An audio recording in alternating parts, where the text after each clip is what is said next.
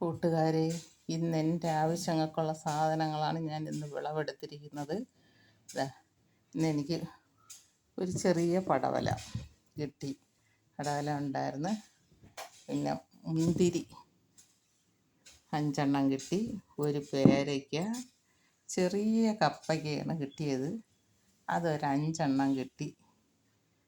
Salad വെള്ളം തീർന്നു. വെണ്ടയ്ക്ക പറിച്ച്. കുറുത്തിച്ചക്ക പറിച്ച് കൊണ്ട് വെളിയിൽ വെച്ചിട്ട് അകത്ത് കയറിയപ്പോൾ ഉടനെ തന്നെ അത് കാക്ക കൊത്തി. വെളിയിൽ വെച്ച ഉടനെ തന്നെ അത് കാക്കയും കൊത്തി. പിന്നെ വഴുതന, പച്ച വഴുതനമാണ്.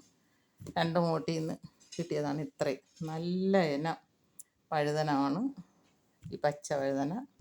2 മൂട്ടിൽ നിന്നാണ് ഇത്രയും പറിച്ചത്. ഇനിയുണ്ട്, പരുവായില്ല. പിന്നെ ഈ വയലറ്റ് ഒന്നേ കിട്ടിയുള്ളൂ, അതിപ്പം തൈയാണ്. കത്തിരിക്ക 3 കിട്ടി.